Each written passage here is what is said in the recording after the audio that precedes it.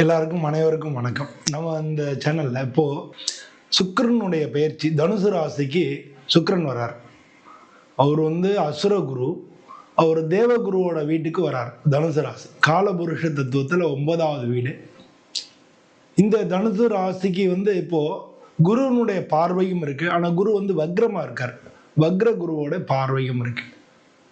இப்ப தனுசு ராசியில டிசம்பர் 20ஆம் தேதியிலிருந்து ஜனவரி 13ஆம் தேதி வரைக்கும் சுக்கிரன் தனுசு ராசியில இருக்க போறார். இது ஒவ்வொரு ராசிக்கும் எப்படி இருக்குன்னு பார்க்க போறோம். முதல்ல மேஷ ராசிக்கு எப்படி இருக்கு அப்படிங்கிறத இந்த பதிவுல பார்க்க போறோம். மேஷ ராசிக்கு இது 9வது வீடு. அதனால இந்த 9வது வீட்டுல சுக்கிரன் இருக்கிறதுனால, ஏன்னா இது மாத கிரகம். ஒரு நியர்லி கிட்டத்தட்ட ஒரு மாசத்துக்கு ஒரு தடவை அது ஒவ்வொரு ராசிக்கும் போறது. ஸோ அதனால கிட்டத்தட்ட ஒவ்வொரு மாதத்துலையும் இது ஒரு சில வேறுபாடுகளை ஒவ்வொரு ராசிக்கும் ஏற்படுறது. சுக்கிரனால் ஏற்படக்கூடிய பலன்கள் அப்படின்னு கோச்சாரத்தில் நமக்கு அது ஏற்படுறது. அது நமக்கு எந்த மாதிரி பலன் கொடுக்கறதுன்றதான் இந்த பதிவினுடைய நோக்கம். அப்படி இருக்கும் பொழுது இந்த மேஷ ராசிக்கு 9வது வீட்டுக்கு தனுசு ராசிக்கு சுக்கிரன் வருவதனால அவங்களுக்கு எப்படி அதிர்ஷ்டங்கள், சுக்கிரனுடைய ஜாதகத்துல அவங்க நல்லா இருந்ததுன்னா சுக்கிரனுடைய அதிர்ஷ்டங்கள் எப்படி இருக்கும், பயணம், கல்வி, ஆன்மீகத்துல எப்படி இருக்கும், அப்புறம் கல்யாணம் அதுல எப்படி எந்த மாதிரியா இருக்கும், பண வரவு எப்படி இருக்கும், நல்ல மனிதர்களை சந்திக்கிறதுக்கான வாய்ப்புகள் என்னென்ன இருக்கு, இது மாதிரி நல்ல சுக்கிரன் தரக்கூடிய நன்மையான விஷயங்கள் என்ன அப்படின்னு ஒவ்வொரு ராசிக்கு என்னன்னு பார்க்க போறோம். அதுல மேஷ ராசிக்கு பார்த்தோம்னா இப்போ சுமாரான ஒரு முன்னேற்றமான ஒரு காலகட்டமாக இருக்கும்.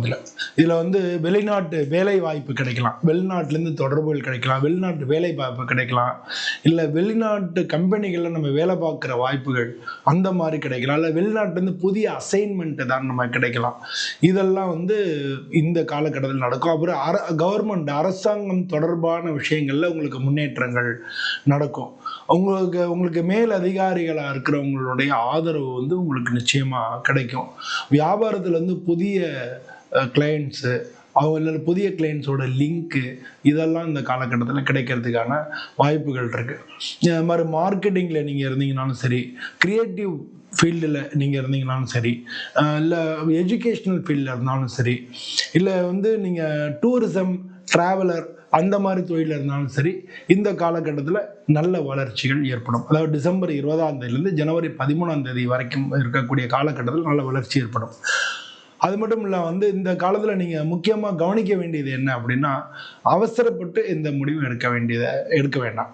எல்லா ஒரு காரியத்திலும் நிதானமாக இருக்கிறது ரொம்ப முக்கியம். அவசரப்பட்டு எந்த ஒரு முடிவும் நீங்கள் எடுக்கிறதுக்கு இந்த காலகட்டம் நல்லதல்ல. பணியிடத்தில் தேவையில்லாத ஆர்கியூமெண்ட்ஸை நம்ம தவிர்த்துக்கணும். இது மாதிரி வேலை ஏதாவது மாறணும்னு நினச்சிட்டு இருந்தீங்கன்னா அடுத்த மாதம், அதாவது ஜனவரி மாதத்தினுடைய முதல் வாரத்திலேயே உங்களுக்கு நல்ல பலன் கிடைக்கும். இதில் பணம் அது சம்மந்தப்பட்ட விஷயங்களை நம்ம பார்த்தோம் அப்படின்னோம்னா, நல்ல பழைய பாக்கி, உங்களுக்கு வர வேண்டிய பாக்கி எல்லாம் வசூலாகும். வியாபாரம் பண்ணிட்டு இருக்கிறவங்களுக்கு நல்ல ஒரு சின்ன சின்ன லாபங்கள் நல்லா கிடைக்கும். உங்களுக்கு குடும்பத்திலேருந்து எல்லாருடைய உதவிகளும் உங்களுக்கு கிடைக்கும். இந்த காலகட்டத்தில் பெரிய லெவலில் எதுவும் முதலீடு செய்ய வேண்டாம். ஏன்னா உங்களுக்கு 7.5 சரி வேற நடக்கிறது. அதனால பெரிய முதலீடுகள்லாம் இப்போ நீங்கள் ஈடுபட வேண்டாம். ஃப்ரெண்ட்ஸோட போகும்போது அன்னெசரி செலவுகள் நமக்கு வரதுக்கு வாய்ப்புகள் நிறையா இருக்குது. அதை நம்ம குறைச்சிக்கலாம். அதே மாதிரி இந்த காலகட்டத்தில் 9ல் ஏன்னா 2-7க்கு அதிபதி அவர் 9ல் இருக்கார் இல்லையா, அதனால லக்ஸுரியாக இருக்கணும், அது மாதிரி ஆடம்பரமான பொருட்கள் வாங்குறதுல ஆசைகள் வரதுக்கு வாய்ப்பு இருக்குது. அது கொஞ்சம் கண்ட்ரோல் பண்ணி இது ஒரு பொருள் வாங்குறதுக்கு முன்னால் இது தேவைதானா, இது நமக்கு இப்போ யூஸா, இப்போ இதில் காசு போடுறது நமக்கு நல்லது தானா, இல்லை இன்னும் கொஞ்ச நாள் கழிச்சு பண்ணிக்கலாமா அப்படின்னு நீங்கள் ஒரு தடவை யோசிச்சுட்டு அப்புறம் அந்த காரியத்தை நீங்கள் பண்ணீங்கன்னா அதுவே உங்களுக்கு நல்லாயிருக்கும். பொதுவாக திருமண வாய்ப்புகளை பொறுத்தளவில் இந்த காலகட்டத்தில் திருமணம் நிச்சயதார்த்தம் ஆறுது, அந்த மாதிரியான நல்ல பலன்கள் ஃபிக்ஸ் ஆகுது, நிச்சயதார்த்தம் ஆறுது. அதனால நல்ல பலன்கள் கிடைக்கும். குடும்பத்திலையும் கணவன் மனைவிக்கு இடையான உறவுகள் அதிகரிக்கும். அது மாதிரி மனசில் ஏற்கனவே நமக்கு நடந்த நிகழ்ச்சிகள் இருக்கு இல்லையா, அது ஒரு மாதிரி மனசை உறுத்துறா மாதிரியான விஷயங்களும் இருக்கும். அதனால தேவையில்லாத எதிர்பார்ப்புகளை நீங்கள் அவாய்ட் பண்ணுங்க. தேவையில்லாத எதிர்பார்ப்புகள் இருந்தால் அதை அவாய்ட் பண்ணிட்டீங்கன்னா பொதுவாக வந்து குடும்ப வாழ்க்கைக்கு அது நல்லது. அதனால வந்து அந்த மாதிரி வச்சுக்க நம்ம வந்து நம்ம அதிகமாக சினிமாவில் இருக்கக்கூடிய நடிகைகள் வந்து நம்ம நடிகை மாதிரி நம்ம இருக்கணும்னு நம்ம நினைக்க முடியாது. அப்போ நம்ம ஹீரோ மாதிரி இருக்கணும் இல்லையா? அந்த மாதிரி அதனால வந்து நம்ம என்ன பண்ண நம்மளோட எக்ஸ்பெக்டேஷனை வந்து குறைச்சி வச்சுக்கணும். அந்த மாதிரி வச்சுக்கிட்டோம்னா நமக்கு நல்லா இருக்கும். அதே மாதிரி வந்து சினிமாவில் பார்க்கக்கூடிய ஹீரோ மாதிரி நம்ம வந்து வாழ்க்கையில் நமக்கு இருக்கணும் அப்படின்னு நம்ம நினைக்க முடியாது. ஏன்னா அதுக்கு வந்து நம்ம ஹீரோயின் மாதிரி இருக்கணும் இல்லையா? அந்த மாதிரியான விஷயங்கள் தான். அதனால் எக்ஸ்பெக்டேஷனை நீங்கள் வந்து ஒரு லிமிட்குள்ளே வச்சுக்கிட்டிங்கனாலே நல்லாயிருக்கும். அஃப்கோர்ஸ் நம்ம எல்லாருமே ஒவ்வொருத்தரும் அவங்கவுங்க மனசு ஹீரோ தான். நான் வந்து ஜென்ரலான வாழ்க்கையில் நம்ம சொல்கிறோம். ஏன்னா அது மாதிரி வந்து நம்ம வாழ்க்கையில் நம்ம எதிர்பார்ப்புகள் அது அதிகமாக இருக்கும் பொழுது அதை வந்து அவங்க மீட் அவுட் பண்ணாத போது நமக்கு வந்து வாழ்க்கையில் குடும்பத்தில் பிரச்சனைகள் வருது. அதனால் ஆல் இன் த கேம் அப்படின்றது வந்து நம்ம சாதாரணமாக ஒரு வாழ்க்கையை நம்ம லீட் பண்ணோம்னாலே அதுவே வந்து நமக்கு நல்ல பலன்கள் கொடுக்கும்.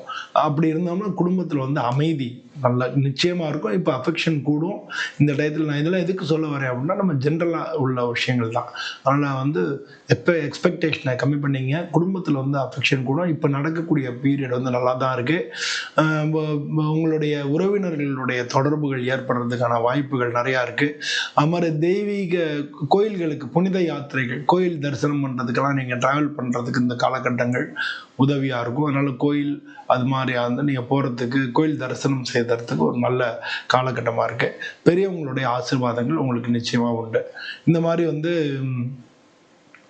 இது அன்னியில் ஒரு முக்கியமான விஷயம் என்னென்னா, சொத்து சம்பந்தமான பேச்சுவார்த்தைகள் நடந்ததுன்னா அதில் ரொம்ப கவனமாக இந்த காலகட்டத்தில் இருக்கணும். ஏன்னா குரு வக்ர குரு பார்வை இருக்குது. அதனால் அது மட்டும் இல்லை 12ல் சனி பகவான் இருக்கார். சொத்து சம்பந்தமான விஷயங்களில் பேச்சுவார்த்தைகள் நடக்கும்போது கொஞ்சம் கோபம் படாமல் நிதானமாக மெதுவாக நீங்கள் அதை பேசணும். அது மாதிரி வந்து சொந்தக்காரங்களாக இருந்தாலும் சரி, பக்கத்து வீட்டுக்காரங்க இவங்கள்ட்டெல்லாம் வந்து அவங்க நல்ல ஒரு அனாவசியமான பேச்சுகள் தவிர்த்து சண்டைக்கு கொண்டு போய் விட்டுரும். அதனால் வந்து அவங்களுடைய அன்னெசரி அவங்களே நம்மளை வந்து இன்டர்ஃபியர் பண்ணுவாங்க. நம்மளுடைய விஷயங்களை அவங்களே மூக்க நுழைப்பாங்க. அப்போ வந்து நம்ம அவங்கள்ட்டேருந்து கொஞ்சம் அவாய்ட் பண்ணி நம்ம நல்லா இருந்துக்கிறது சரி. இல்லாட்டினா வந்து அதில் அன்னெசரியாக நமக்கு பிரச்சனைகள் ஏற்படுறதுக்கான வாய்ப்புகள் நிறையா இருக்குது. பொதுவாக வந்து உடல் நலம் வந்து நல்லா தான் இருக்கும். மன அமைதி அதிகரிக்கும். மாதிரி வந்து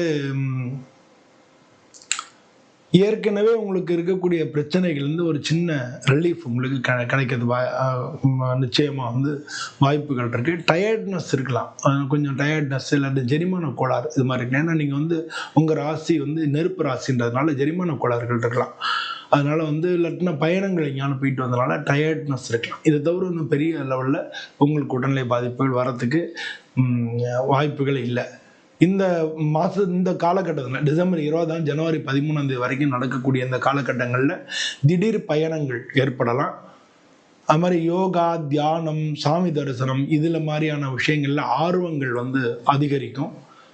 இல்லாட்டினா புதுசாக வந்து அதை படிக்கலாமா அப்படின்ற வந்து ஆர்வம் அதிகரிக்க வாய்ப்புகள் இருக்குது. ஆன்லைனில் வந்து இன்கம் ஆப்பர்ச்சுனிட்டிஸ் வர்றதுக்கான வாய்ப்புகள் நிறையா இருக்குது. உங்களுக்கு வந்து அனாவசியமாக வந்து நீங்களே போய் எதுலேயும் காசு இழந்துட வேண்டாம். நீங்கள் ஏற்கனவே பண்ணிக்கிட்டு இருந்தீங்கன்னா உங்களுக்கு நல்ல நம்பிக்கைக்குரிய ஏதானு இருந்தால் அதில் நான் சொன்னேன்றதுக்காக நீங்கள் யாரும் வந்து தவறான விஷயத்தில் போயிடக்கூடாது. டிஸ்க்ளைமர் மாதிரி இதை எடுத்துங்க. ஆன்லைனில் உங்களுக்கு லாபங்கள் வர்றதுக்கான வாய்ப்புகள் இருக்குது, அப்படி மட்டும் எடுத்துங்க. அது மாதிரி வந்து சோஷியல் ரெஸ்பான்சிபிலிட்டிஸ் மாதிரி நீங்கள் என்ஜிஓ இல்லாட்டின்னு வேறு ஆனும் வந்து பொது காரியங்களில் ஈடுபடும் போது நல்ல பேர் கிடைக்கிறதுக்கான வாய்ப்புகள் இருக்குது. இல்லை அது உங்களை வந்து நீங்களே வாங்க வந்து நீங்கள் தான் செஞ்சு கொடுக்கணும்னு சொல்லி யாருன்னு பொது காரியங்களை உங்களை அழைக்கிறதுக்கான வாய்ப்புகளும் இந்த காலகட்டங்களில் இருக்கிறதுக்கு வாய்ப்புகள் நிறையா இருக்குது. பொதுவாக வந்து ஒவ்வொரு முதல் வாரத்தில் 20ஆம் தேதியிலேருந்து ஆரம்பித்தோம்னா ஒரு 4 வாரமாக பிரிச்சுக்கிட்டோம்னா முதல் வாரத்தில் மனநிலையில் ஒரு புத்துணர்ச்சி இருக்கும். வேலைகளில் 2வது வாரம் பார்த்திங்கன்னா ஒரு வேலைகளில் ஒரு சின்ன முன்னேற்றங்கள் இருக்கும். 3வது வாரம் பார்த்திங்கன்னா குடும்பத்தோட நேரம் செலவிடுறதுக்கான வாய்ப்புகள் அதிகமாக இருக்குது. 4வது வாரம் வந்து வெளியிடங்களுக்கு பயணங்கள் போகிறதுக்கு வாய்ப்புகள் அதிகமாக இருக்குது. அதே மாதிரி வந்து நீங்கள் குடும்பத்தில் முதல் வாரத்தில் குடும்பத்தில் நல்ல மகிழ்ச்சியாக இருக்கும். 2வது வாரத்தில் பண வரவுகள் நல்லாயிருக்கும். 3வது வாரத்தில் நம்ம ரிலேஷன்ஸோட எங்கேயாலும் நீங்கள் நேரம் ஸ்பெண்ட் பண்ணுறதுக்கான வாய்ப்புகள் கிடைக்கும். 4வது வாரத்தில் ஆரோக்கியம் அதை பொறுத்தவரை எல்லாமே நல்லபடியாக இருக்கும். ஸோ இந்த மாதிரி தான் வந்து உங்களுக்கு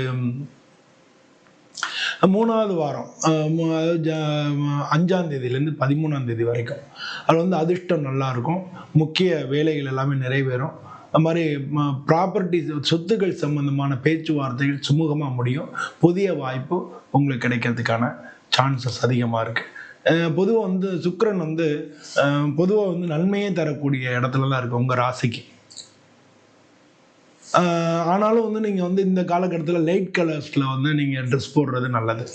லைட் கலர்ஸ்னால் ஒயிட்டு, லைட் எல்லோ அப்படின்னு சொல்கிறோம் இல்லையா, வெளிர் நிற உடைகள் வந்து இந்த காலகட்டத்தில் போடுறது நல்லது.